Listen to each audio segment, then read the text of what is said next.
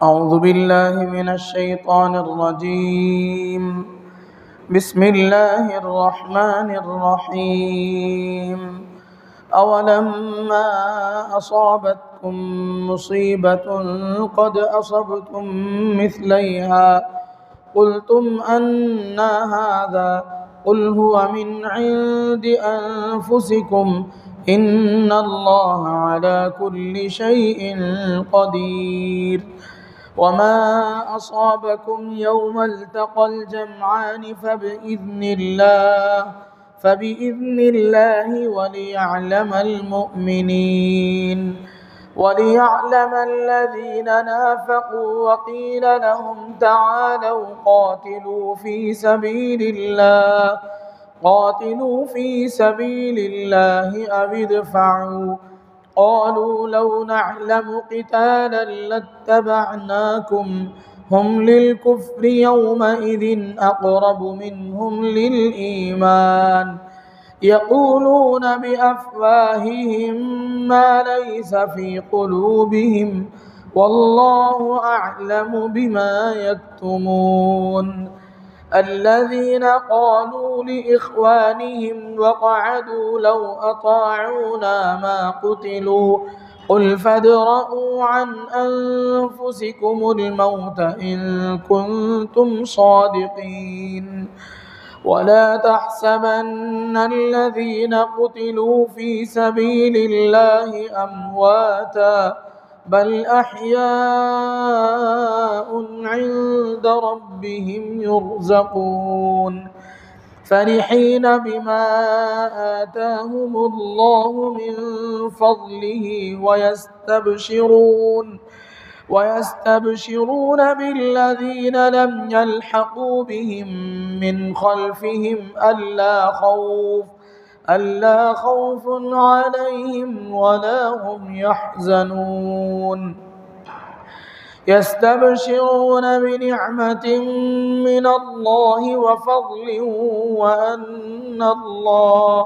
وأن الله لا يضيع أجر المؤمنين.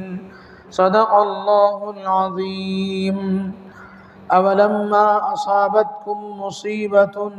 قد أصبتم مثليها، کیا جس وقت پہنچی تم کو ایک تکلیف جبکہ تم پہنچا چکے ہو اس سے دگنی تکلیف، قلتم انا ھذا، تو کہتے ہو یہ کہاں سے آئی، قل هو من عند انفسکم، اے نبی صلی اللہ علیہ وسلم آپ فرما دیجئے یہ تکلیف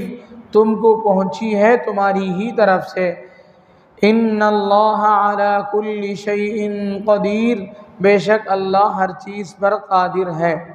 وما اصابکم یوم التقى الجمعان فبإذن اللہ وليعلم المؤمنین وليعلم الذین نافقوا،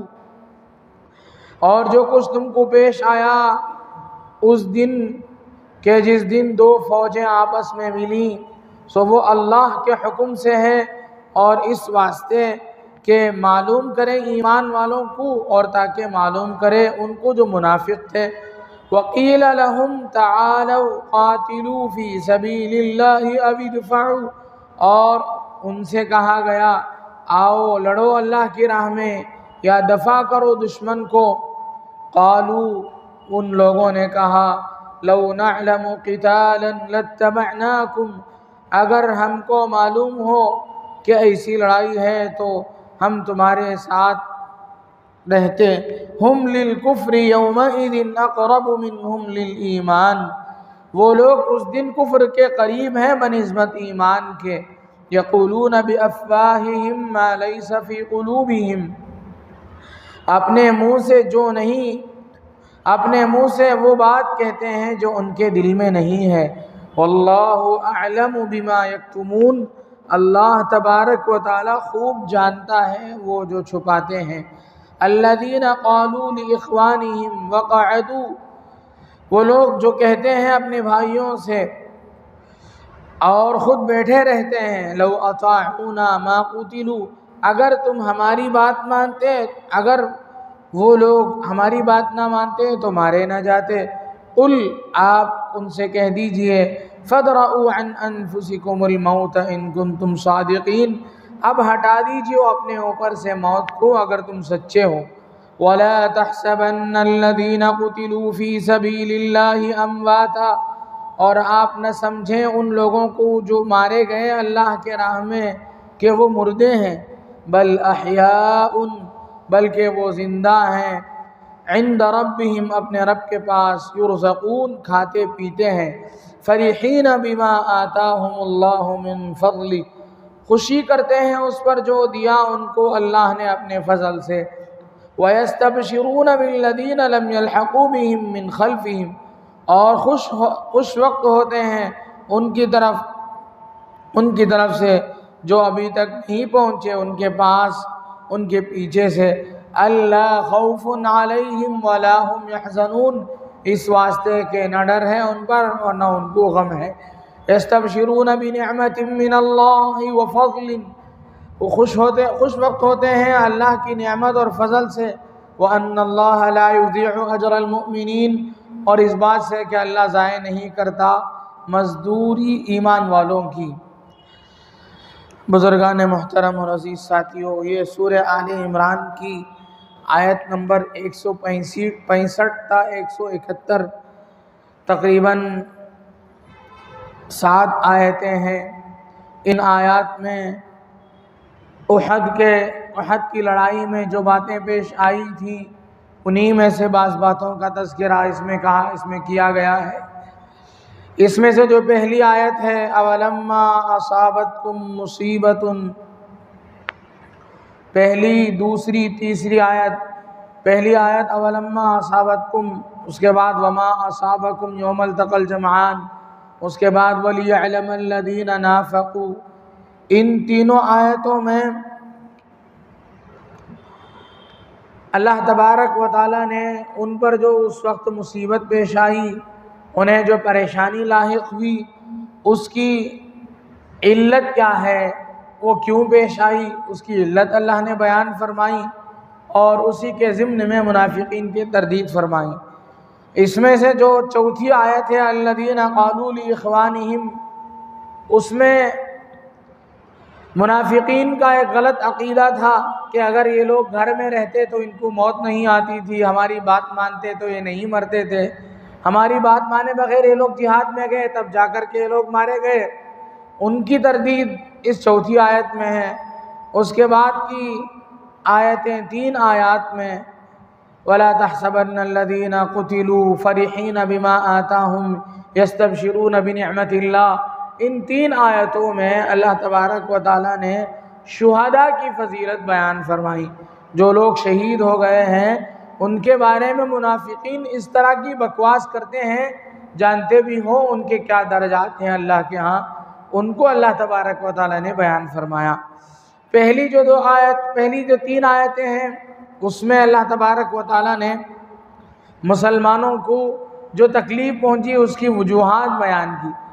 اور ساتھ ساتھ اس کی وجہ ایسے بیان کی کہ مسلمانوں کو تسلی بھی ہو جائے، اور یہ بھی ان کے ذہن میں رہے کہ جو بھی ہوا ہے وہ تمہاری اپنی کرتوت کی وجہ سے ہے، اپنے ہاتھوں سے تم نے وہ جو بات تمہارے سے، جو چوک تمہارے سے ہوئی، اس چوک کی بنیاد پر یہ سزا دی گئی، یہ جو تکلیف آئی وہ تمہاری چوک کی وجہ سے ہے۔ رسول اللہ صلی اللہ علیہ وسلم نے اور تمہارے امیر نے جس جگہ تمہیں ٹھہرایا تھا اور جو تاکیدات کی تھیں ان میں تم نے آگے پیچھے کر دیا، تو پھر ان حالات کا سامنا کرنا پڑا۔ ایک تو بات یہ ہوئی۔ دوسری بات یہ ہے کہ تم پریشان کیوں ہوتے ہو؟ آج تمہیں تکلیف پہنچ گئی اس وجہ سے تم پریشان ہوتے ہو؟ ارے اس سے پہلے جو بدر کی لڑائی ہوئی اس وقت تم نے تمہارے جو مقابلے ان کو اس سے دگنی تکلیف پہنچائی تھی، اس لیے کہ اس جنگ احد میں 70 صحابہ کرام مارے گئے تھے، اور جنگ بدر میں 70 کفار مارے گئے اور 70 قتل ہوئے، تو دگنی تکلیف اس سے پہلے پہنچا چکے ہو، اب تمہیں افسوس کیوں ہو رہا ہے؟ کچھ بھی اب ہو گیا، جو بھی ہوا اس سے پہلے جو ہوا اس کے مقابلے میں کم ہی ہے، اور جو کچھ بھی اب ہو بھی گیا ہے وہ بھی تمہارے تمہاری کوتاہیوں کی وجہ سے ہوا ہے۔ اور وجہ کیا ہے؟ اور وجہ یہ ہے کہ اللہ تبارک و تعالی مؤمنین منافقین کی جانچ کرنا چاہتے تھے، مؤمنین کی ثبات قدمی کو دیکھنا چاہتے تھے کہ دیکھو یہ میرے مؤمن بندے ہیں، کسی بھی طرح کے حالات آ جائیں ان کے قدم ڈگمگاتے نہیں، ان کے پائے استقامت میں تزلزل نہیں آتا، یہ استقامت کے ساتھ کھڑے رہتے ہیں، یہ میرے مؤمن بندے ہیں۔ اور منافقین بہانے تلاش کرتے ہیں، بغلیں جھانکتے ہیں۔ اس سے پہلے ہی اللہ کے نبی علیہ السلام جب مدینے میں رہ رہے تھے، منافقین ایسا اپنے نفاق کو چھپاتے تھے، ایسا اپنے دل کی باتوں کو ایسا چھپاتے تھے اور اپنے آپ کو ایسا مسلمان ظاہر کرتے تھے، ان کی حرکتوں سے ایسا معلوم ہوتا تھا کہ یہ مسلمان ہیں، ان کی حرکتیں ایمان کے قریب تھیں۔ اب جب حالات آئے جنگ احد میں تو ان کی زبان سے جو باتیں نکلی اس کی وجہ سے یہ لوگ کفر کے قریب ہو گئے، ان کی حرکتوں کی وجہ سے ہی پتہ چل گیا کہ یہ مسلمانوں سے قریب نہیں، کافروں سے قریب ہیں، ان کی حرکتیں کافرانہ حرکتیں ہیں، مسلمانوں کی حرکتیں نہیں ہیں، یہ مسلمانوں کے خیرخواہ کبھی نہیں ہو سکتے۔ ان لوگوں نے اس وقت طرح طرح کی باتیں کی ہیں، اس کو بھی قرآن کریم نے نقل کیا۔ ان لوگوں نے کہا لَوْ نَعْلَمُ قِتَالًا لَاتَّبَعْنَاكُمْ، ان لوگوں نے کہا اگر ہمیں معلوم ہوتا کہ کوئی ڈھنگ کی لڑائی ہے تو ہم تمہارے ساتھ ہوتے، لیکن یہ کیسے ڈھنگ کی لڑائی ہے؟ بے ڈھنگ کی لڑائی ہوئی تمہارے ہاتھ میں کچھ بھی نہیں، اور تم ایک حصے کے ہو، تمہارا دشمن تمہارے سے 3 گنا زیادہ ہے، تمہاری بے سر و سامانی ہے ایک طرف، اور وہ ایک دم ہتھیار سے لیس اور پورے وسائل پورے ساز و سامان کے ساتھ وہ لوگ ہیں، ایسی لڑائی ہو سکتی ہے؟ مطلب یہ ہے کہ وہ منافقین تھے، ان کو اللہ کی قدرت پر یقین نہیں تھا، کافر تھے، نفاق تھا ان کے دل میں، اپنے نفاق کو چھپائے ہوئے تھے، حقیقی مسلمان نہیں تھے، تو جو ان کو ہونا تھا وہ ہوا۔ ان لوگوں نے باتیں بنائیں، لَوْ نَعْلَمُ قِتَالًا لَاتَّبَعْنَاكُمْ، اگر ہمیں معلوم ہوتا کہ کوئی ڈھنگ کی لڑائی ہے تو ہم بھی تمہارے ساتھ چلتے۔ اللہ نے فرمایا ہم للکفر یومئذ اقرب منہم للایمان، اس دن وہ لوگ کفر کے قریب ہیں، ایمان کے قریب ہونے کے بنسبت، ایمان سے قریب ہونے کی بنسبت ان کی قربت کفر سے ہے۔ فرمایا یقولون بافواہہم ما لیس فی قلوبہم، زبان سے جو بات بولتے ہیں اس کا کوئی حصہ ان کے دل میں نہیں ہے، دلوں میں کچھ بھی نہیں ہے، وہ زبان سے بول رہے ہیں بس ایسی باتیں۔ واللہ اعلم بما یکتمون، اور تم بندوں سے تو چھپا سکتے، اللہ سے چھپایا نہیں جا سکتا، اللہ سے وہ کوئی بات چھپا نہیں سکتے ہیں، اس لیے کہ اللہ کی ذات ایسی ہے، چوریاں آنکھوں کی اور سینوں کے راز جانتا ہے، سب کتب بے نیاز، اللہ کی ذات سبھی چیزوں سے واقف ہے۔ واللہ اعلم بما یکتمون۔ ان لوگوں نے یہ بھی کہا اپنے بھائیوں سے، ظاہراً مسلمانوں کو انہوں نے اپنا بھائی کہا تھا، بھائی کہتے تھے اپنے منہ سے، کہا اور خود بھی بیٹھے رہے، اور ان لوگوں سے بھی کہا لو اطاعونا ما قتلوا،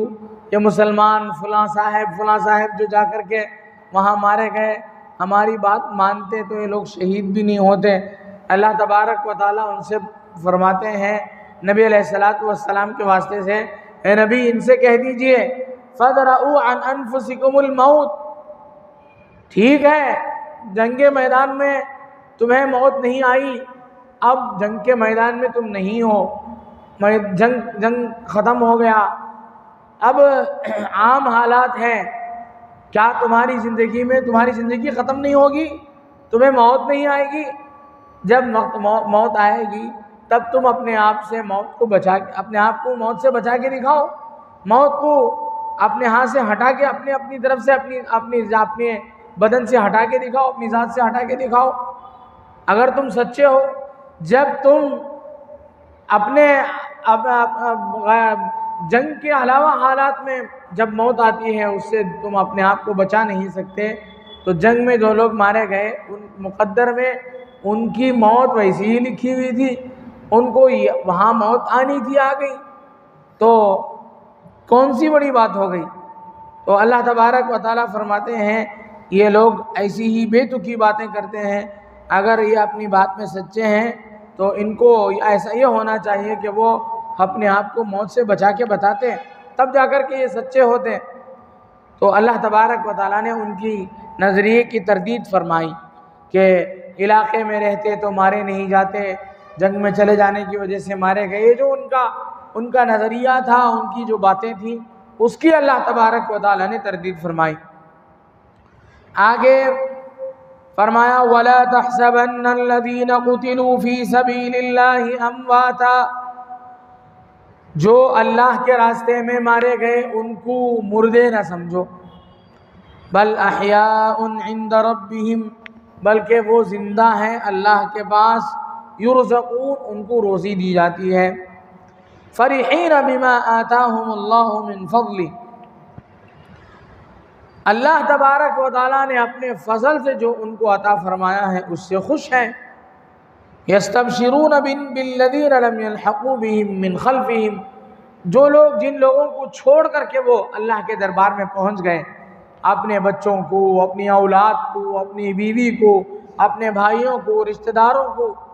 وہ لوگ زندہ رہ گئے، یہ اللہ کے راستے میں شہید ہو گئے، جن کو چھوڑ کر کے وہ اللہ کے راہ میں پہنچ گئے، ان کی حالت کو دیکھ کر بھی خوش ہو رہے ہیں۔ ان کی حالت کو دیکھ کر کیسے خوش ہوں گے؟ ان کو کیسے معلوم ہوگا یہ کیسے حالت میں ہے؟ اس سلسلے میں ایک بات تو یہ ہے کہ جب اللہ کے راستے میں جنگ کرنے کی وجہ سے، شہادت کا مرتبہ پانے کی وجہ سے اللہ کی طرف سے جو اعزاز، جو اکرام مل رہا ہے ان کو، وہ دیکھتے ہیں تو انہیں یہ خوشی ہوتی ہے کہ ہمارے بعد جو لوگ ہمارے نقش قدم پر چل کر ہماری طرح اللہ کے راستے میں جان دیں گے، اللہ کے راستے میں لگے رہیں گے، اپنی جان مال کو اللہ کے راستے میں لگائیں گے، تو ان کو بھی ایسی ہی دولتیں ملیں گی، یہ سوچ کر کے خوش ہوتے ہیں۔ بعض روایتوں میں ہے کہ اللہ تبارک و تعالیٰ نے، اللہ کے نبی علیہ السلام نے فرمایا کہ جو لوگ شہید ہوئے، اللہ تبارک و تعالیٰ نے ان کی روحوں کو سبز پرندوں کے پپوٹوں میں رکھ کر، سبز پرندوں کا جو جسم ہے اس کے اندر رکھ کر اللہ تبارک و تعالیٰ نے ان کو جنت میں چھوڑ رکھا ہے۔ وہ خوب سیر کرتے ہیں، پھرتے ہیں، اور پھر اللہ تبارک و تعالیٰ کے عرش کے نیچے قندیلیں ہیں، وہ عیش مستی کر کے وہاں آ کر کے ٹہر جاتے ہیں، اور ان کو بڑی خوشی ہوتی ہے۔ ان لوگوں نے، اللہ تبارک و تعالیٰ نے ان سے پوچھا کہ تمہاری کوئی خواہش ہو تو بتاؤ۔ ان لوگوں نے کہا، ان لوگوں نے سوچا کہ اب اس سے بڑھ کر کیا خواہش ہو سکتی ہے؟ جتنی خوشی ہونی تھی سب مل گئی ہے، جتنی راحتیں مل سکتی تھی دنیا میں ہم نے ایسی راحت دیکھی ہی نہیں، دنیا میں ایسی نعمت کبھی دیکھی ہی نہیں۔ ایسی نعمتوں میں ہونے کے بعد شرم آتی ہے ہمیں کچھ کہتے ہوئے۔ کبھی بڑے معزز مہمانوں کے ہاں پہنچ جائیں جہاں ہمہ قسم کے کھانے چنے ہوئے ہوں اور عمدہ دسترخوان لگا ہوا ہو، اپنے تصور سے بھی زیادہ وہاں تمہاری مہمان نوازی کی گئی ہو، اعزاز و اکرام کیا گیا ہو، اور وہاں پوچھا جائے کہ اور کوئی ضرورت ہو تو بتائے، ہمارے قسم کے ضروریات، آرام و راحت، سہولیات کا خیال رکھنے کے بعد میزبان پوچھے اعزازاً مہمان سے، تو مہمان لوگ آپس میں مسکراتے ہیں، ابھی کیا رہ گئی۔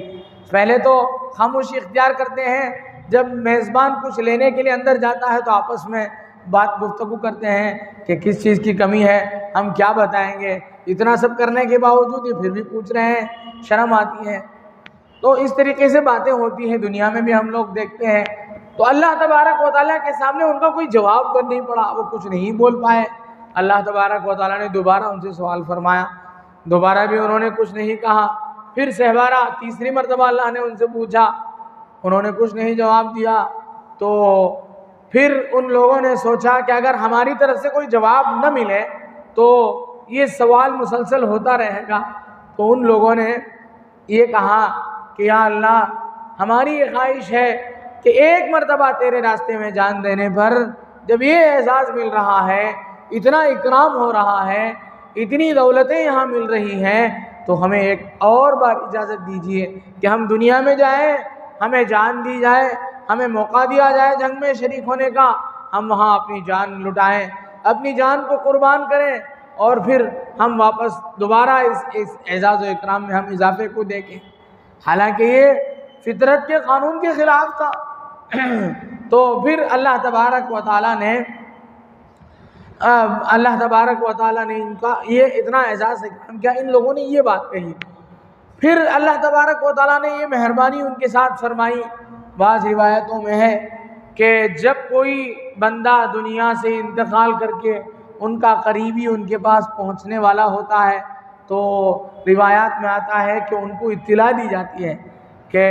تمہارا ایک قریبی انتقال ہوا ہے، وہ تمہارے پاس پہنچنے والا ہے۔ ان کو بڑی خوشی ہوتی ہے۔ اسی طرح ایک بات یہ بھی تفسیر کی کتابوں میں ایک بات یہ بھی لکھی گئی ہے کہ ان لوگوں نے کہا یا اللہ، ہم اتنے راحت میں ہیں، اتنے آرام میں ہیں، ایسے عیش و عشرت میں، مستی میں ہیں، ہم نے دنیا میں کبھی ایسا سوچا بھی نہیں تھا، اور جنت ہے بھی ایسی چیز معمولی جو جنت ایک آدمی کو دی جائے گی، اس کی نعمتوں کے بارے میں حدیث میں فرمایا ما لا عین رأت ولا اذن سمعت ولا خطر على قلب بشر، یعنی ایسی نعمتیں ہوں گی نہ ان کو کسی آنکھ نے دیکھا ہوگا، نہ ان نعمتوں کا تذکرہ کسی کان نے سنا ہوگا، نہ ویسے تصورات کسی کے دل و دماغ میں گزرے ہوں گے۔ ہم لوگ بیٹھیں اور گھنٹوں بیٹھ کر کے فیلنگ اور تصورات کے گھوڑے دوڑا کر کے ہم سوچیں، فیلنگ میں اور تصورات میں ہم خیال کریں کہ ایک بڑا محل ہو، ایسا ہو ویسا ہو، ایسی دولتیں ہوں، حشم قدم ہوں، بہت سارے لوگ ادست بستہ ہمارے سامنے حاضر ہوں۔ اس طرح سے ہم بیٹھ کے سوچتے رہیں تو جتنی چیزیں آئیں گی ہمارے دل و دماغ میں، سوچنے میں کیا پڑتا ہے، ابھی بیٹھے بیٹھے بادشاہ بنا جا سکتا ہے۔ لیکن اللہ کے نبی علیہ السلام نے فرمایا کہ ایسی نعمتیں جنت میں مؤمن بندے کو دی جائیں گی کہ ان نعمتوں کا تصور بھی کسی کے دل و دماغ میں نہیں ہوا گا۔ ولا خطر علی قلب بشر، کسی انسان کے تصور میں بھی وہ چیز نہیں آئی ہوگی۔ بس جو نعمتیں قرآن اور حدیث میں بیان کی گئی وہ ان کا کچھ حصہ ہے جسے ہم سنتے ہیں۔ ایک بندے مومن ہونے کے ناطے ہمارے دل میں اللہ کے اجر و ثواب کا یقین ہونا چاہیے۔ اسی لیے بہت سی عبادتوں کا تذکرہ، اس کے ثواب کا تذکرہ کرتے ہوئے نبی علیہ السلام نے ایمانا واحتسابا فرمایا، ایمان اور یقین کے ساتھ وہ عبادت ہو اور اللہ سے اجر کی امید کے ساتھ وہ عبادت ہو، تو پھر وہ عبادت میں جان پڑ جاتی ہے۔ تو ہمیں جہنم کا بھی تصور ہمارے سامنے ہونے چاہیے، قبر کا بھی تصور ہمارے سامنے ہونا چاہیے، اور جنت کی نعمتیں بھی ہمارے دماغ میں کبھی کبھار ہم ان نعمتوں کو یاد کرنا چاہیے کہ اللہ تبارک و تعالیٰ کیسی نعمتیں ہمیں عطا فرمائیں گے۔ حضرات صحابہ کرام رضوان اللہ تعالیٰ علیہم اجمعین کے سامنے جب یہ باتیں تھیں، اللہ کے نبی علیہ السلام نے فرمایا تھا کہ دنیا مومن کے لیے قید خانہ ہے، تو جب وہ چھوٹی موٹی نعمتیں دی جاتی تو حضرات صحابہ کرام اللہ کے نبی علیہ السلام سے پوچھتے کہ یا رسول اللہ ایسی نعمتیں مل رہی ہیں، کہیں یہ ہمارے اعمال کا بدلہ دنیا ہی میں تو نہیں دیا جا رہا ہے؟ بہتوں مرتبہ ہے، ایک مرتبہ ایسا ہوا ایک صحابی عمل کر رہے تھے چھپ کر کے، کسی نے دیکھ لیا تو انہیں بہت افسوس ہوا، میں نے بہت اخلاص سے یہ کام کیا، اب کسی نے دیکھ لیا، میرے عمل میں فرق پڑ گیا۔ وہ اللہ کے نبی علیہ السلام کے بعد دوڑے آئے، یا رسول اللہ میں نے تو یہ عمل بہت ہی چھپا کے کیا تھا، اب باہر پڑ گیا، اس کی شہرت ہوگی، لوگوں میں اسے لے کر کے باتیں ہوں گی۔ تو اللہ کے نبی علیہ السلام نے فرمایا تلک عاجل بشری المؤمن، یہ مومن کو دنیا ہی میں دی جانے والی خوشخبری، یعنی جلدی دی جانے والی نعمت ہے۔ آخرت میں تو اللہ تبارک و تعالیٰ کریں گے ہی اعزاز، دنیا میں اس طرح سے خود اللہ تبارک و تعالیٰ کبھی ظاہر کر دیتے ہیں۔ اس کا مطلب یہ نہیں ہے کہ بھائی ہم کوئی بھی نیک کام کریں اس کی تصویر کشی کریں، نماز پڑھ رہے ہیں اس کی تصویر لے رہے ہیں، کسی غریب کی امداد کر رہے ہیں تو اس کی تصویر کشی کر رہے ہیں، کسی کو شال دے رہے ہیں، سردی کا موسم ہے بہت سے لوگ سماجی خدمت کرنے والے غریبوں فقیروں کے پاس پہنچتے ہیں، ایک عجیب ذوق سا بنتا چلا جا رہا ہے۔ یہ مراد ہرگز نہیں ہے، بلکہ یہ بالکل ریاکاری میں آئے گا۔ ہاں کچھ چیزیں ضرورت کے تحت ہوتی ہیں، اس کا استثناء ہے۔ بعض چیزیں، بعض جو سماجی خدمت کرنے والے ادارے ہوتے ہیں ان کو لوگوں کو یہ بتانے کے لیے کہ بھائی تمہارا پیسہ ضائع نہیں ہو رہا ہے، کام میں لگ رہا ہے، اب لوگوں کو یقین اس کام کی تصویر سے ہوتا ہے، تو ضرورت کے تحت 2-4 تصویریں اگر کوئی لے لے اس میں اس کی نیت کا اعتبار ہوگا کہ بھئی کس نیت سے لے رہا ہے۔ نیتوں کو تو اللہ تبارک و تعالیٰ جانتے ہیں، واللہ اعلم بما یکتمون، جو تم چھپاتے ہو اللہ تبارک و تعالیٰ تمہاری نیتوں سے واقف ہے، تو یہ الگ چیز ہے۔ تو اس میں بھی زیادہ شوق نہیں ہونا چاہیے، ضرورت کے تحت، اور ایسا کوئی لے تو لے لے اور کوئی شہرت ہو۔ ویسے تو بات یہ ہے کہ جو آدمی کام کرتا ہے لوگ اس کی تصویر کے پیچھے بھی نہیں جاتے ہیں، لوگوں کو اس کی تصویر کی ضرورت نہیں ہوتی ہے، اس کی کام کی ویسی شہرت ہو جاتی ہے۔ تو الغرض اللہ تبارک و تعالیٰ ایسی نعمتیں ان کو عطا فرمائیں گے۔ تو جنتیوں نے خواہش ظاہر کی تھی کہ ہم اتنی نعمتوں میں ہیں، ہمارے جو گھر کے لوگ ہیں بیچارے جن کو ہماری جدائی کا غم کھا رہا ہے، میرے بچے ہیں جو یتیمی کا بوجھ برداشت کر رہے ہیں، میری بیوی ہے جو بیوہ ہو کر کے بیوگی برداشت کر رہی ہے، اور میرے بھائی میرے سہارے سے میری بہنیں محروم ہو گئیں، میرے بھائیوں کو اپنے بھائی کے جدائی کی کا غم کھا رہا ہے، آخر ان کی تسلی کے لیے بھی تو کوئی سامان ہو، یا اللہ ہماری حالتیں ان پر کھلیں۔ تو اللہ روایات میں آتا ہے کہ یہ آیتیں اللہ تبارک و تعالیٰ نے قرآن میں نازل فرمائی کہ دیکھو بھائی تمہارے جو بھائی شہید ہو گئے وہ نعمتوں میں ہیں۔ دیکھو اللہ نے قرآن کے ذریعے سے، قرآنی آیات کے ذریعے سے اس کی اطلاع امت کو دی۔ لا تحسبن الذین قتلوا فی سبیل اللہ امواتا، جو اللہ کے راستے میں مارے گئے ان کو مردے نہ سمجھو، بل احیاء عند ربہم یرزقون، بلکہ وہ اللہ کے ہاں زندہ ہیں اور روزی دیے جاتے ہیں۔ اب سوال پیدا ہوتا ہے کہ بھائی جو بھی آدمی دنیا سے رخصت ہوتا ہے بشرطے کہ وہ مؤمن ہو، یہ الگ بات ہے مؤمن ہو کافر ہو اسے دوبارہ زندگی دی جاتی ہے، لیکن جو مؤمن ہوتا ہے اسے اللہ تبارک و تعالیٰ اس پر راحت و آرام کے دروازے کھولتے ہیں، وہ بھی زندہ ہوتا ہے، اسے دوبارہ زندگی دی جاتی ہے۔ عالم برزخ ایک چیز ہے، تو پھر اسپیشلی خصوصی طور پر ان کی کیا اسپیشلٹی ہے، ان کی کیا الگ بات ہے کہ ان کی زندگی کا تذکرہ کیا جا رہا ہے؟ تو کہتے ہیں مفسرین کہ ان کی زندگی اور ان کا جو اعزاز، ان کو جو روزی دی جائے گی وہ عام لوگوں کے مقابلے میں بڑی امتیازی اور خصوصیت کی حامل ہوگی۔ اس وجہ سے ان کی زندگی کو الگ سے اسپیشل طور پر ذکر کیا گیا ہے، خصوصیت کے ساتھ ذکر کیا گیا ہے۔ ویسے ہر مؤمن بندے کو زندگی دی جاتی ہے، کوئی بندہ مؤمن بندہ نہ اس کا یہ ایمان ہے نہ اسلام کا یہ عقیدہ ہے کہ آدمی دنیا سے ختم ہو گیا، نہیں، بلکہ ہر انسان اس کی زندگی دنیاوی زندگی ختم ہوگی اور آخرت کی ہمیشہ کی زندگی شروع ہو جائے گی۔ یہی ہمارا عقیدہ ہے، اور یہ بات ہر مسلمان اور ہر کافر کے لیے ہے۔ مسلمان کو اللہ تبارک و تعالیٰ زندگی بھی دیں گے، روزی بھی دیں گے۔ اب جو شہید ہوتا ہے اسے بہت اعزاز کے ساتھ زندگی بھی اعزاز والی ہوگی، اور رزق بھی اللہ تبارک و تعالیٰ بہت ہی زیادہ اعزاز والی روزی عطا فرمائیں گے، اس لیے ان کو اس طرح سے کہا جاتا ہے۔ اور جب ایسا احساس ہوگا تو وہ اللہ تبارک و تعالیٰ اپنے فضل سے جو عطا فرمائیں گے اس سے خوش ہوں گے۔ فرحین بما آتاہم اللہ من فضلہ ویستبشرون بالذین لم یلحقوا بہم من خلفہم الا خوف علیہم ولا هم یحزنون، اور وہ لوگ اپنے پیچھے جن کو چھوڑ کے آئے ان کے بارے میں یہ سوچ کر خوش ہوتے ہیں کہ جب وہ بھی اللہ کے ہاں آئیں گے تو ان کو بھی کوئی خوف نہیں ہوگا، وہ غمگین بھی نہیں ہوں گے، یستبشرون بنعمت من اللہ وفضل، اللہ کے فضل اور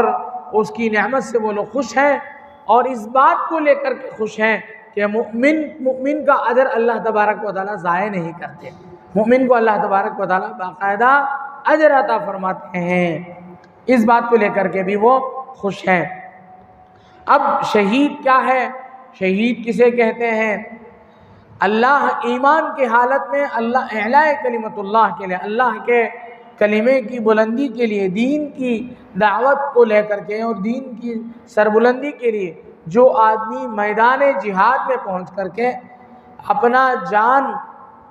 اپنا جان اللہ کے دربار میں پیش کر دیتا ہے اور قتل کر دیا جاتا ہے، اسے کہتے ہیں شہید۔ اس کے خون کا پہلا قطرہ زمین میں گرنے سے پہلے اس کی مغفرت کر دی جاتی ہے، یہ اس کا درجہ ہے۔ اور روایاتوں میں بہت ساری فضیلتیں وارد ہوئی ہیں، یعنی اس کے جانور کو، اس کے جانور کے خوراک کو اور اس کے جانور کے جو بول و براز ہیں اس کو بھی تولا جائے گا، قیامت میں اللہ تبارک و تعالیٰ بہت سارا اجر دیں گے۔ اب شہید، یہ تو ہم لوگ بہت سے لوگوں کو شہید بول دیتے ہیں، جو لوگ ایکسیڈنٹ میں انتقال ہو گئے، حادثے میں مر گئے، دل کا دورہ ہوا اس پر انتقال ہو گئے، جمعے کے دن انتقال ہو گیا تو ہم سمجھتے ہیں شہید ہے۔ تو شہید اصل میں کسے کہتے ہیں؟ شہید کی دو قسمیں فقہاء نے بیان کی ہیں، شہید حکمی اور شہید حقیقی اور شہید حکمی۔ حقیقی شہید، حکمی شہید۔ حقیقی شہید وہ ہے جس کے بارے میں یعنی دنیا اور آخرت دونوں اعتبار سے اس پر شہید کے احکامات ہوں گے۔ مثلا کوئی آدمی اللہ کے راستے میں گیا، شہید کر دیا گیا، شہید ہو گیا، وہ اس کی جان چلی گئی، مردہ قرار پایا میدان جہاد میں۔ اب اس کے لیے حکم کیا ہے؟ اسے کفنایا نہیں جائے گا، اسے غسل نہیں دیا جائے گا، بلکہ اسی کپڑے میں جس میں وہ خون میں لت پت ہے، اسی کپڑے میں اسے دفن کر دیا جائے گا، اسی حالت میں اسے دفن کر دیا جائے گا، اسے غسل نہیں دیا جائے گا، اسے کفنایا نہیں جائے گا۔ یہ حکم ہے شہید کے لیے، حقیقی شہید کے لیے۔ حکمی شہید یعنی جس پر شہید کا حکم لگتا ہے، وہ تو اس کی بہت ساری ہیں، البتہ جو نعمتیں اللہ تبارک و تعالیٰ آخرت میں دیں گے وہ دونوں طرح کے شہید کو دیں گے، حقیقی بھی حکمی بھی۔ جو آدمی حدیث میں جن لوگوں کو شہید کہا گیا ہے لیکن وہ اللہ کے راستے میں پہنچ کر شہید نہیں ہوئے، تو ان کو کہتے ہیں حکمی شہید۔ جیسے کوئی آدمی طاعون میں وبائی بیماری پھیلی، جیسے کورونا آیا، اس میں کوئی انتقال ہو گیا، اب شہادت کا درجہ تو اسے دیا جائے گا، شہادت کا مرتبہ تو ملے گا، اللہ کے ہاں وہ شہید تو کہلائے گا، لیکن دنیاوی اعتبار سے اس پر شہید کے حکم لاگو نہیں ہوں گے، یعنی اس سے غسل دیا جائے گا، کفن دیا جائے گا، پھر دفن کیا جائے گا، عام میت کی طرح اس کے احکامات ہوں گے۔ تو اس کی کتنی قسمیں ہیں، کیا ہیں، اس کے بارے میں احادیث میں تقریباً 40 ایسے، یا بعض احادیثوں میں اور اس سے بھی زیادہ ایسے لوگوں کا نام لیا گیا ہے، ایسے قسم کے لوگوں کو گنوایا گیا ہے جن کے بارے میں ہے کہ وہ شہید ہے۔ ایسے 40 سے بھی زیادہ لوگ ہیں، ان میں سے جو آدمی کہیں سے گر کے مر گیا، کہیں ڈوب کے مر گیا، کوئی پیٹ کی بیماری میں مر گیا، دل کے دورے میں مر گیا، یا ایکسیڈنٹ ہو کے مر گیا، اسی طریقے سے کوئی اولاد ہونے کی حالت میں ولادت کے وقت میں کئی مستورات کا انتقال ہو جاتا ہے، اس طریقے سے اور بہت ساری ہیں۔ تو ان سب کے لیے اللہ کے ہاں شہید کا درجہ تو ان کو دیا جائے گا، حکمی طور پر ان کو شہید نہیں کہا جائے گا۔ تو یہ شہادت کی قسمیں ہوئی۔ اللہ تبارک و تعالیٰ کے ہاں ان میں بھی مرتبے کا فرق ہوگا۔ جو آدمی اللہ کے راستے میں پہنچ کر شہادت کا درجہ حاصل کیا ہے، اس کی تو بات ہی کچھ اور ہوگی۔ جو لوگ دوسرے درجے کے شہید ہیں ان کو اس سے کم درجہ ہوگا، باقی اللہ تبارک و تعالیٰ بہتر جانتے ہیں ان کو کیا درجہ دیا جائے گا۔ تو یہ چند باتیں شہید کو لے کر کے ہوئیں۔ اللہ کے بہت سارے نیک بندے، خود نبی علیہ السلام کے بارے میں آتا ہے کہ شہادت کی موت کی آپ علیہ السلام نے تمنا فرمائی. انہیں جو درجہ شہید کو دیا جاتا ہے، اللہ کے نبی علیہ السلام نے، آپ کے صحابہ نے اور اکابرین نے، اسلاف نے، اللہ کے نیک بندوں نے شہادت کی تمنا کی کہ اللہ مجھے شہادت کی موت عطا فرما. اللہم ارزقنی شہادۃ فی سبیلک واجعل موتی ببلد رسولک. غالباً حضرت عمر رضی اللہ عنہ کی یہ دعا ہے کہ اللہ مجھے تیرے راستے کی موت نصیب فرما اور تیرے نبی علیہ السلام کے شہر میں مجھے انتقال ہونا نصیب فرما. یہ حضرت عمر رضی اللہ عنہ کی دعا نقل کی جاتی ہے. اب رہی بات جمعے میں انتقال ہونے والا یا جو آدمی رمضان کے مہینے میں رمضان کے مہینے میں انتقال کر جائے، اس کا کیا حکم ہے؟ جیسے بہت سارے نیک بندوں کو اللہ تبارک و تعالیٰ یہ موقع عطا فرماتے ہیں، ان کو جمعے کی موت نصیب ہوتی ہے. آج بھی کل ہمارے محلے کے ایک صاحب کا انتقال ہوا، اللہ نے جمعے کی موت نصیب فرمائی. ان کی ایک خاص بات یہ تھی کہ وہ کئی سالوں سے ختم سحری کا اعلان کرتے تھے، مسجد کی خدمت میں اشراق وغیرہ کے اوقات لکھنے میں زیادہ کئی چیزوں میں وہ ہاتھ بٹاتے تھے. تو جو لوگ نیک ہوتے ہیں اللہ تبارک و تعالیٰ ان کے چہرے میں بھی بشاشت عطا فرماتے ہیں. ان کی ایک شاعر کہتا ہے، نشان مرد مومن بات و گویم، میں کچھ سے بولتا ہوں کہ مومن کی نشانی کیا ہے. چمر گایت تبسم بر لب اوس، جب وہ انتقال کر جائے تو اس کے چہرے میں تو مسکراہٹ دیکھے گا، یعنی موت سے اس کا جی گھبراتا نہیں. کیوں؟ اس کے ویسے مناظر اسے موت کے قریب وقت میں دکھائے جاتے ہیں. تو بہت سے لوگوں کو ہم لوگ دیکھتے ہیں ان کے انتقال کے وقت ان کے چہرے پر پریشانی کے آثار نظر نہیں آتے. تو الغرض جمعے کے دن انتقال ہونے والا یا رمضان کے مہینے میں انتقال ہونے والا، اس کے بارے میں بعض روایتوں میں بات ہے کہ اگر مومن بندہ ہے تو اللہ تبارک و تعالی ہمیشہ کے لیے اس سے عذاب قبر کو ہٹا دیتے ہیں. بہت بڑی فضیلت ہے. عذاب قبر کے بارے میں ہم لوگوں نے سنا ہوگا، حضرت سیدنا عثمان غنی رضی اللہ عنہ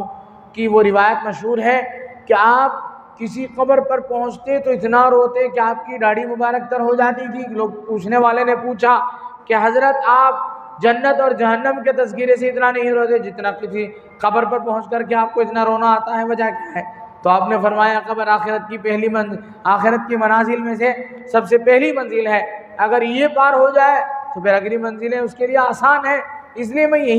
اسی پر مجھے بہت زیادہ رونا آ رہا ہے، اس کی سنگینی سے میں واقف ہوں. تو جس کے لیے حدیث میں عذاب قبر کی دوری کی بات ہو، بہت بڑی سعادت ہے، بہت بڑی بات ہے. اللہ تعالی ہم سب کو اللہ کے راستے کی شہادت کی موت نصیب فرمائے اور اچھی موت ہم سب کو عطا فرمائے. تو اللہ کے نبی علیہ السلام نے فرمایا کہ جو بندہ مومن بندہ انتقال کر جاتا ہے جمعے کے دن یا رمضان کے مہینے میں، اس کی عذاب قبر سے اسے اللہ تبارک و تعالیٰ نجات دلاتے ہیں. جو کافر انتقال ہوتا ہے اس دن یعنی صرف جمعے کے دن تک عذاب نہیں دیا جاتا ہے، اس کے بعد عذاب کا سلسلہ شروع کر دیا جاتا ہے. تو یہ مختصر سا خلاصہ ہوا. اللہ تبارک و تعالیٰ سے دعا ہے کہ اللہ تبارک و تعالیٰ جو باتیں ان آیات کے ذیل میں کہی گئیں، کہنے والے کو بھی سننے والوں کو بھی عمل کی توفیق نصیب فرمائے. آمین. وآخر دعوانا الحمد للہ رب العالمین.